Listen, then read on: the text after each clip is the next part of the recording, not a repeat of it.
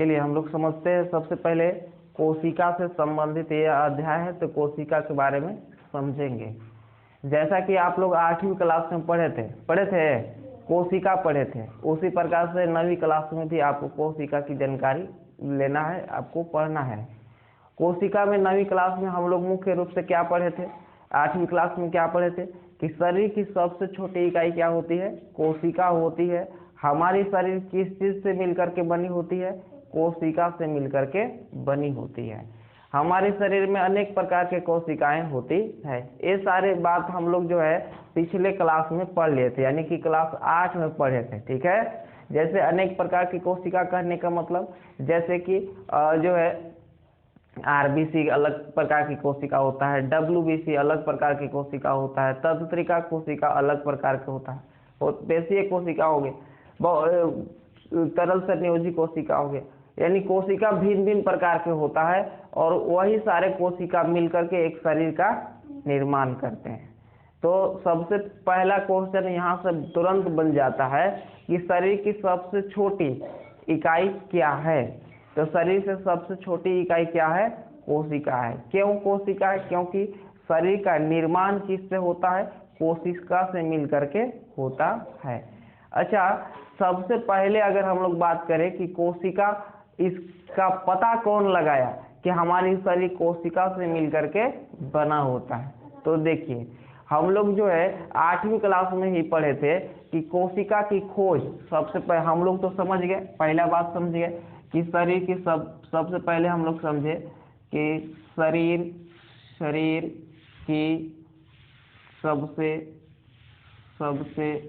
छोटी इकाई, शरीर की सबसे छोटी इकाई क्या होता है, कोशिका होता है। कोशिका, ये बात सबको समझ में आ गया कि कोशिका होता है।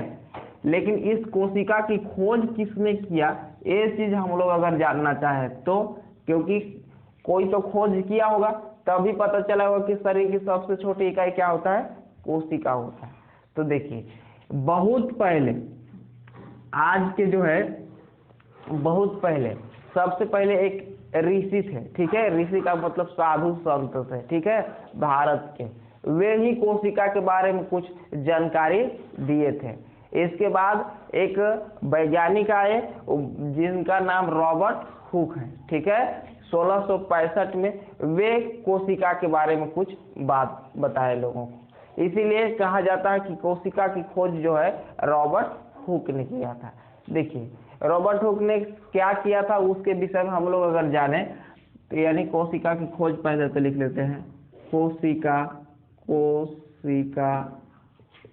का खोज, कोशिका का खोज कब हुआ था, 1665 में हुआ। किसके द्वारा हुआ, रॉबर्ट हुक के द्वारा किया गया। 1665 में रॉबर्ट हुक के द्वारा किया गया। ये क्या किए थे, कैसे ये खोज हुआ इनका, सबसे पहले ये अपना एक सूक्ष्मदर्शी बनाए थे। ठीक है, सूक्ष्मदर्शी का मतलब वैसा उपकरण होता है जिसमें छोटा से छोटा चीज को देखा जा सकता है। ठीक है, सूक्ष्मदर्शी यानी कि एक मशीन है, समझो तो एक उपकरण है जिसके द्वारा एकदम छोटा से छोटा चीज को देखा जा सकता है।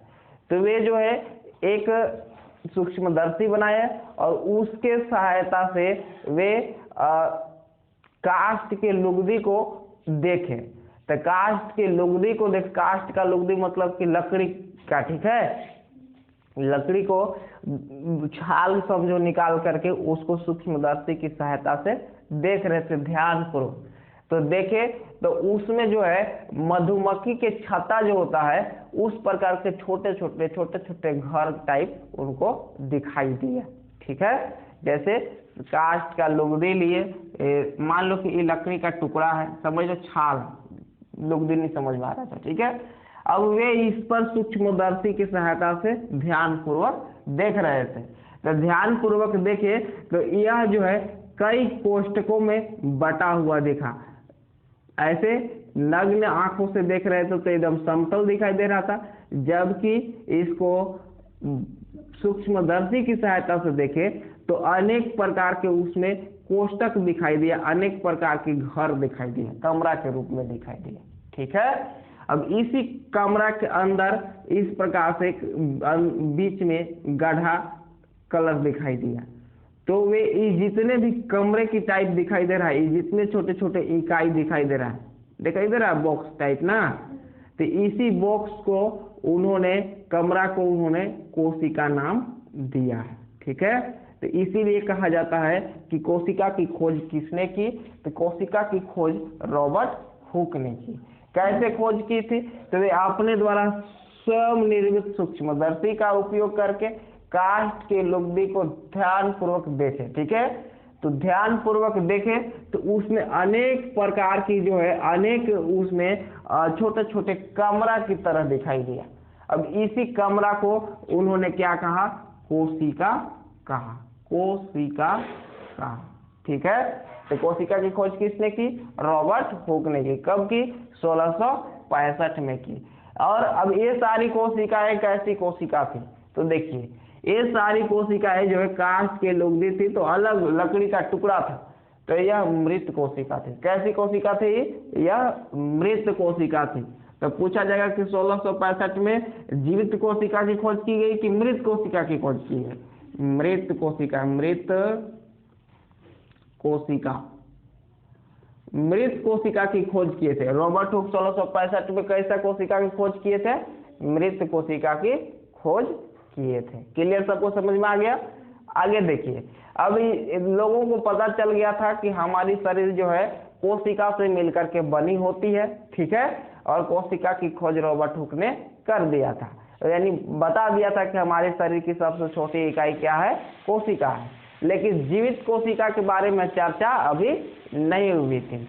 देखिए प्याज की, आप चाहे तो एक क्रियाकलाप के द्वारा आप भी कोशिका को देख सकते हैं। क्या क्रियाकलाप करना होगा आपको, कुछ नहीं, आपको एक प्याज का झिल्ली लेना होगा। प्याज का झिल्ली, प्याज का झिल्ली का मतलब समझ रहे हैं, प्याज का आप लोग निखोरते हैं तो उसमें से पतला पतला निकलता है ना, तो उसी को प्याज का झिल्ली कह लेते हैं। अब उसको लेकर के उसको स्लाइड पर लगाइए और सूक्ष्मदर्शी की सहायता से उसको ध्यान पूर्वक आप देखिएगा। तो जब ध्यान पूर्वक सूक्ष्मदर्शी से देखेंगे तो उसमें भी अनेक प्रकार के क्या होगा, कोष्टक टाइप दिखाई देगा, अनेक प्रकार का कमरा टाइप जो है उसमें दिखाई देगा। और उस कमरा को ही क्या बोलेंगे, जैसे जब आप देखिएगा ना, जब आप जो है सूक्ष्मदर्शी की सहायता से प्याज की झिल्ली का अवलोकन कीजिएगा तो उसमें इस प्रकार का आपको बहुत सारा डिजाइन टाइप दिखाई देगा, यानी कि बंद आकृति दिखाई देगा, रूम टाइप दिखाई देगा। ये देखो इस प्रकार से दिखाई देगा। तो इसमें देखो 1 2 अलग अलग ये सब भाग में बटा हुआ है ये स्लाइड ना, अलग अलग भागों में झिल्ली आपको दिखाई देगा, रूम टाइप दिखाएगा, उसमें दिखाई देगा, तो यानी कि बटा हुआ दिखाई देगा।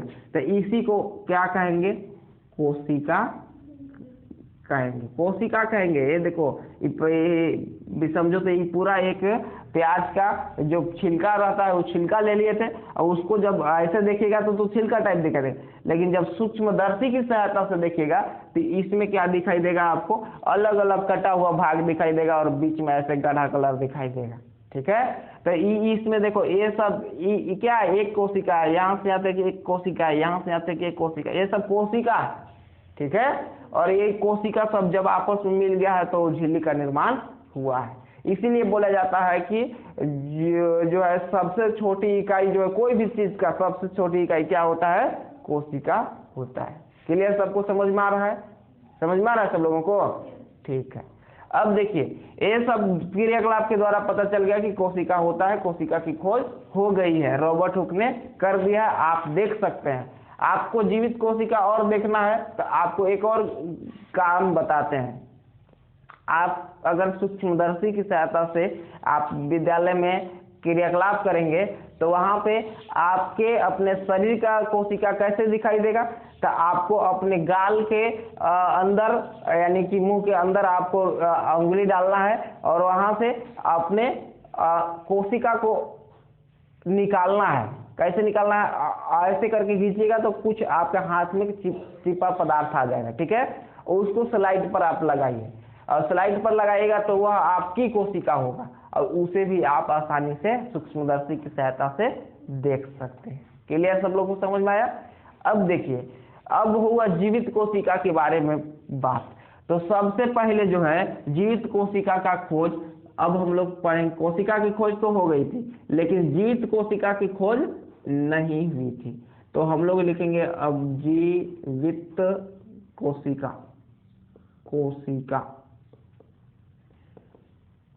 की खोज। जीवित कोशिका की खोज, तो जीवित कोशिका की खोज जो है 1671 में, इसके 6 साल बाद 1671 में, कब 1671 या 74, देख 1674 में, कब हुआ 1674 में लियोनहॉक ने खोज किया जीवित कोशिका की खोज। रॉबर्ट हुक ने देखो मृत कोशिका की खोज की थी, जीवित कोशिका की खोज किसने किया, लियोनहॉक ने किया। कब किया, 1674 में कर दिया। इसके बाद देखिए आगे हम लोग समझेंगे, जैसे कि इस सब जीवित कोशिका, अगर शरीर की, मान लो कि हम लोग के शरीर अगर काट करके तुरंत देखा जाए तो उसमें क्या जीवित कोशिका मिल जाएंगे, ठीक है। और लकड़ी का देखा था तो लकड़ी में मृत कोशिका होगा, सूखा हुआ लकड़ी का अगर देखा हुआ लुगदी का। तो क्लियर, सबको समझ में आ रहा है। अब आगे हम लोग अगर बात करें तो देखिए, कोशिका के अंदर जो है केंद्रक होता है, क्या होता है, केंद्रक होता है। जैसे ये सब के बारे में हम लोग बात कर रहे हैं ना, कि ये देखो ये बीच में डीप कलर होता है, इस सब में देखो ऐसे बिंदु दिए है ना। तो इसकी भी खोज कोई न कोई किया है, अपने बिंदु नहीं दिया गया, अपने पता नहीं चल गया कि बिंदु होता है, ठीक है। यानी कि केंद्रक, इसको क्या बोलते हैं, इसको क्या बोलते हैं, केंद्रक बोलते हैं, क्या बोलते हैं, केंद्रक। तो चौथा चीज इसमें समझने वाला बात है कि केंद्रक की खोज किसने किया, कोशिका के केंद्र, कोशिका के केंद्र। तो कोशिका के केंद्रक की अगर हम लोग बात करें तब किसने किया, रॉबर्ट, किसने किया कोशिका के केंद्रक की खोज, 1831 में, ठीक है। किसने किया, रॉबर्ट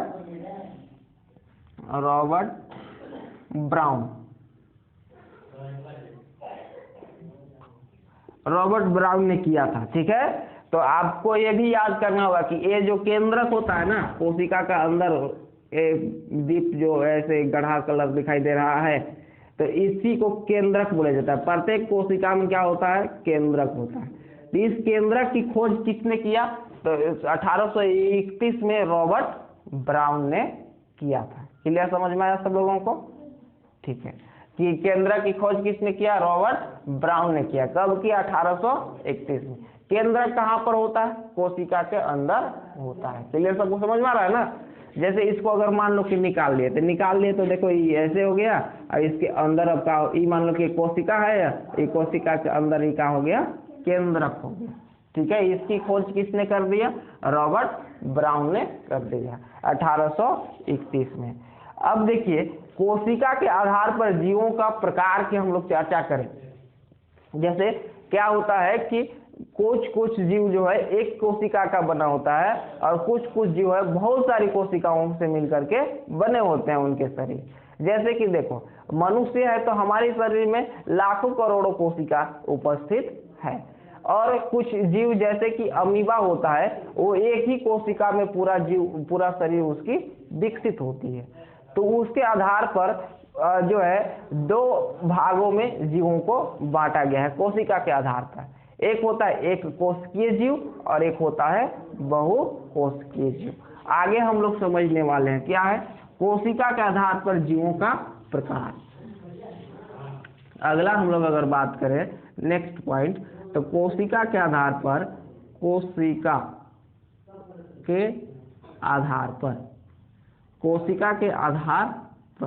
जीव के प्रकार। कोशिका के आधार पर जीव के प्रकार, तो कितने प्रकार के होता है, दो प्रकार का होता है। कोशिका के आधार पर जीवों की प्रकार कितना होता है? दो प्रकार के। एक कोशिकीय जीव, एक कोशिकीय जीव और बहु कोशिकीय जीव। एक कोशिकीय जीव और बहु कोशिकीय जीव, यानी कि कोशिका के आधार पर जीवों की कितनी प्रकार होती है? दो प्रकार की होती है। कैसे? तो कुछ जीव एक कोशिका में ही पूरा विकसित होता है उसका शरीर, और कुछ जीव जो है बहुत सारे कोशिकाओं मिल करके उसके शरीर का निर्माण होता है। ठीक है, एक कोशिकीय जीव का मतलब समझ में आ गया? जो केवल एक कोशिका से बना होता है, जिसकी शरीर केवल जिसकी शरीर केवल एक कोशिका से बना हो, जिसकी शरीर केवल एक कोशिका से बना हो, उसको क्या बोलेंगे? एक कोशिकीय जीव बोलेंगे। और जिसकी शरीर बहुत सारी कोशिकाओं से मिलकर के बना हो, जिसकी शरीर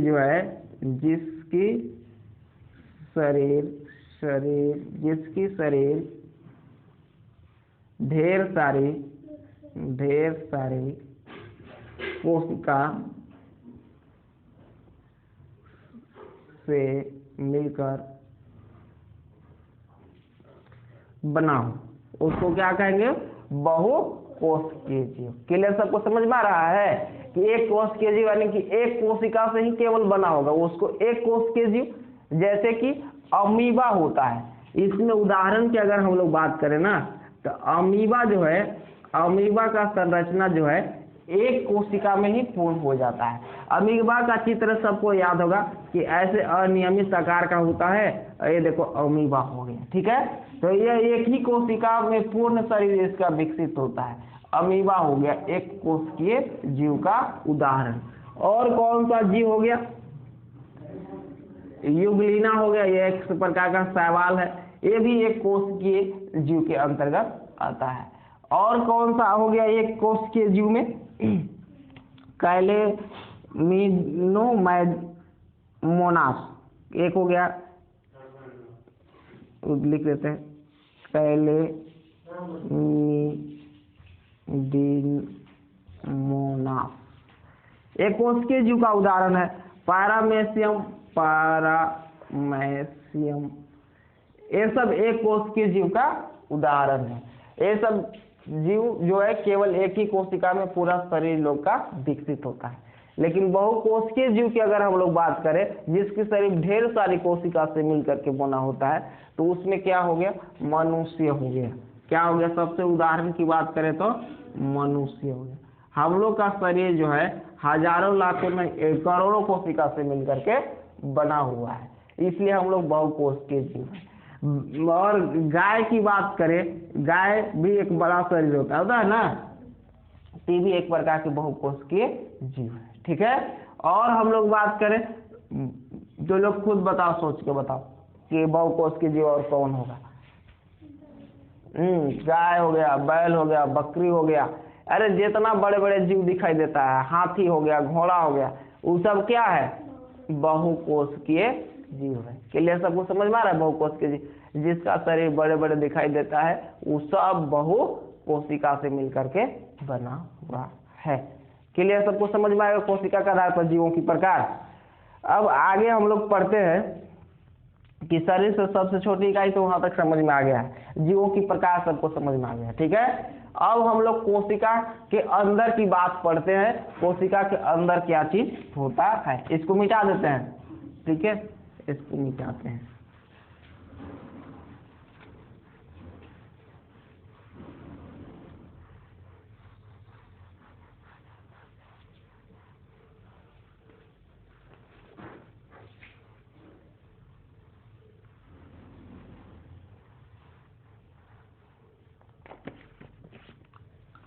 अब हम लोग कोशिका के बारे में फिर से चर्चा करते हैं। देखिए, कोशिका के आधार पर जीवों की प्रकार समझ में आ गया। अब देखो हम एक फिर से कोशिका बना रहे हैं, लेकिन ऐसे देखने में तो बड़ा दिखाई दे रहा है, लेकिन ये बहुत ही छोटा होता है जिसको सूक्ष्मदर्शी से देखना पड़ता है। ठीक है, मान लो कि यहाँ पर बनाते हैं, इसको यहाँ पर बनाते हैं, यहाँ पर बनाते हैं। ये समझ लो कि एक कोशिका है और एक कोशिका का ये वाला केंद्रक है। ठीक है, इसको रंगीन कर दिए, समझिए। यहाँ पे ये एक प्रकार का हम कोशिका बना रहे हैं। क्या बना रहे हैं? कोशिका बना रहे हैं, कोशिका। और तो देखिए इसमें ऐसे अंदर जो है ना क्या होता है, द्रव भरा हुआ होता है। क्या भरा हुआ होता है? द्रव भरा हुआ होता है। और इस द्रव में छोटे छोटे अंग विकसित, छोटे छोटे अंगक होते हैं, यानी कि इस द्रव के अंदर जो है कोई चीज होता है, उसके विषय में हम लोग पढ़ेंगे। तो सबसे पहले देखिए, इस कोशिका को 3 भागों में बांटा गया है। कोशिका हम लोग अब पढ़ रहे हैं, क्या पढ़ रहे हैं? कोशिका। तो कोशिका की जो संरचना होता है ना, इस संरचना को 3 भागों में खास करके फर्स्ट नंबर में बांटा जाता है। ठीक है, कौन कौन में भाग में बांटा जाता है? तो सबसे पहले देखो ऊपर वाला को, ये ऊपर वाला को क्या बोलते हैं? कोशिका झिल्ली बोलते हैं। क्या बोलते हैं? कोशिका झिल्ली बोलते हैं, झिल्ली, कोशिका झिल्ली। इसी का नाम एक और है, प्लाज्मा झिल्ली, प्लाज्मा झिल्ली। देखिए कोशिका को 3 भागों में, मुख्य 3 भाग होता है, 3 प्रकार से इसको पढ़ सकते हैं। सबसे पहले जो ऊपर लगी देखो बॉर्डर है, समझ लो ये सबसे ऊपर है। ठीक है ना, तो ये क्या करता है? एक कोशिका से दूसरे कोशिका को अलग करता है, पर्यावरण से अलग करता है कोशिका को। इसके बाद देखिए ये अंदर में ये सब द्रव है, ये द्रव दिखाई दे रहा है ना, ऐसे डॉट डॉट है तो समझो तो द्रव है। तो इसको बोला जाता है कोशिका द्रव। इसको क्या बोला जाता है? कोशिका द्रव। और देखो एक अंदर है, उसको बोला जाता है केंद्र। क्या बोला जाता है? केंद्र। यानी कि कोशिका को मुख्यतः कई भागों में बांटा गया है? 3 भागों में बांटा गया है। एक पहला है कोशिका झिल्ली। पहला क्या है? कोशिका झिल्ली। दूसरा क्या है? कोशिका द्रव।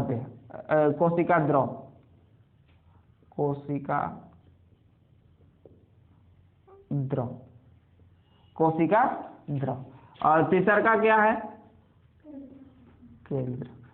तीसरा का क्या है? केंद्र। सबको समझ में आ रहा है कि कोशिका को सबसे पहले कितने भागों में बांटा गया है? 3 भागों में बांटा गया है। अब हम लोग कोशिका के अंदरूनी चीज के बारे में पढ़ने वाले हैं। ठीक है, सबसे पहले कोशिका झिल्ली होता है, इसके बाद कोशिका द्रव होता है, इसके बाद केंद्रक होता है। ठीक है, इसको द्रव्य भी बोलते हैं, कोशिका द्रव्य भी बोलते हैं, द्रव्य। ठीक है, कोशिका द्रव्य। तो अब समझते हैं सबसे पहले कि इसका कार्य क्या है कोशिका में। ये कोशिका झिल्ली है ना, इस कोशिका झिल्ली के बारे में हम लोग सबसे पहले समझेंगे। तो कोशिका झिल्ली को तो पहले प्लाज्मा झिल्ली भी बोला जाता है। क्या बोला जाता है? प्लाज्मा झिल्ली। इसका काम क्या है कि देखो एक कोशिका के अंदर देखो ये कोशिका द्रव्य है, कोई द्रव्य तरल पदार्थ होता है। ठीक है, इस तरल पदार्थ को रोकने का काम कौन करता है? यही प्लाज्मा झिल्ली का काम है। यानी कि प्लाज्मा झिल्ली कोशिका के आकार को बनाए रखता है। अगर यह प्लाज्मा झिल्ली न हो तो क्या होगा? इसके अंदर जो द्रव है वो इधर उधर बह जाएगा और इसकी अस्तित्व खत्म हो जाएगी, कोशिका की अस्तित्व खत्म हो जाएगी। यानी प्लाज्मा झिल्ली क्या करता है? सबसे महत्वपूर्ण काम इसका है कि कोशिका की संरचना को बनाए रखता है, इसको टूटने से बचाता है, कोशिका के टूटने से बचाता है। कौन बचाता है? प्लाज्मा झिल्ली बचाता है। और क्या बचाता है? बाहरी से मान लो कि इसके अंदर कोई चीज प्रवेश करने वाला है, क्या प्रवेश करने वाला है? मान लो कि कोई सूक्ष्म जीव प्रवेश करेगा अगर कोशिका में, तो उसको प्रवेश करने से ये प्लाज्मा झिल्ली क्या करेगा? रोक देगा। समझ में आ रहा है?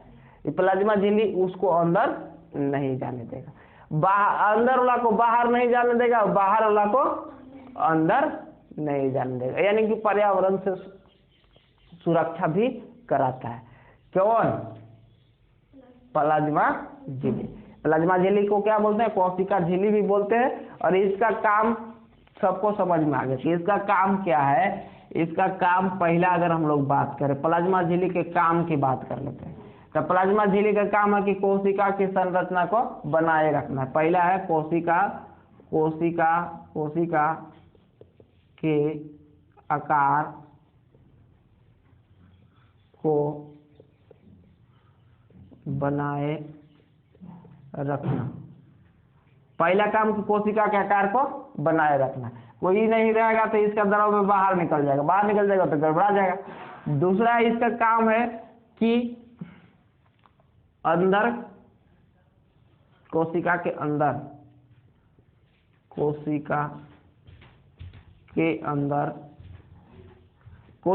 अंदर के द्रव्य को रोक कर रखना। अगला और काम है, पूछा जाता है काम, ठीक है। अगला काम क्या है कि पर्यावरण से कोशिका को पर्यावरण से अलग करना एवं सुरक्षा प्रदान करना। देखिए ये कोशिका झिल्ली जो है ना, इसका एक और काम है कि पर्यावरण से सुरक्षा प्रदान करना, पर्यावरण से अलग रखना। जैसे कि मान पर्यावरण का मतलब कि वही सूक्ष्म जीवाणु अगर इसमें प्रवेश करना चाहे तो उसको यहाँ पर प्लाज्मा झिल्ली से होकर के गुजरना पड़ेगा, और ये प्लाज्मा झिल्ली इसको क्या कर देगा, रोक देगा। अच्छा, ये क्या चीज से बना होता है? तो लिपिड और प्रोटीन का बना होता है। सबसे पहले तो इसका निर्माण जो है ना, लिपिड और प्रोटीन से बना होता है। अगर प्लाज्मा झिल्ली का निर्माण पूछ लिया जाए तो प्लाज्मा झिल्ली का निर्माण किससे होता है? लिपिड और प्रोटीन से होता है। समझ में आ रहा है सब लोगों को? इसका काम समझ में आ गया। अच्छा, ये झिल्ली है तो क्या सब चीज को रोक देता है? नहीं। झिल्ली का मतलब पारगम्य होता है। पारगम्य का मतलब कि इस पार से उस पार कुछ आ जा भी सकता है, लेकिन कौन चीज आ जा सकता है? जो जरूरत हो वही आ जा सकता है, जिसकी जरूरत नहीं है वो नहीं आ जा सकता है। झिल्ली का मतलब सब लोग समझते हो ना कि ये पारगम्य झिल्ली होता है। इसको पारगम्य झिल्ली बोलते हैं।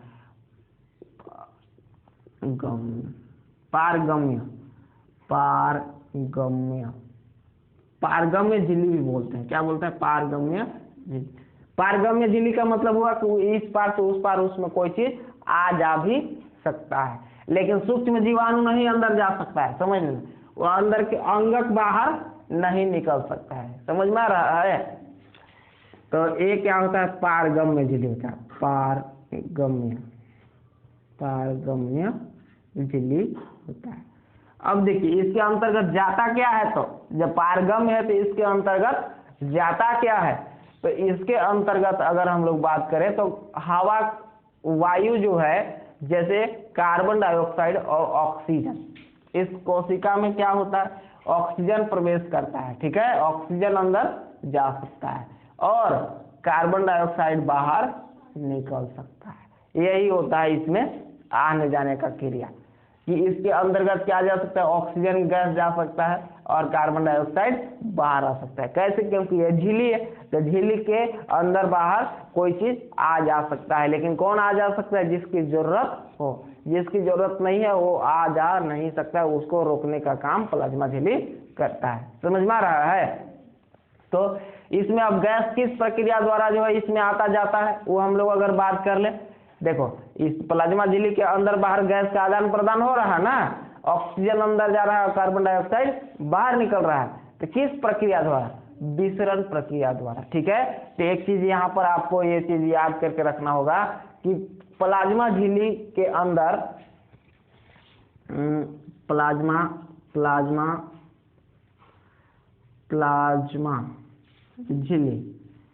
प्लाज्मा झिल्ली के अंदर गैस परासरण या विसरण प्रक्रिया द्वारा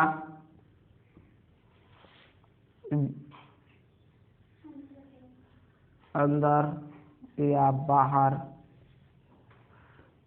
जाता है। ठीक है, किस प्रक्रिया द्वारा? विसरण प्रक्रिया द्वारा अंदर या बाहर जाता है।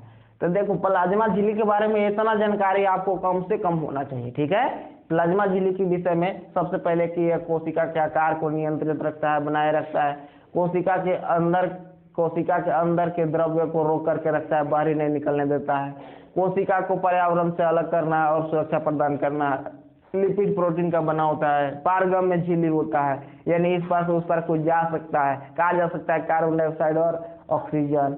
अब किस प्रक्रिया द्वारा आ जा सकता है?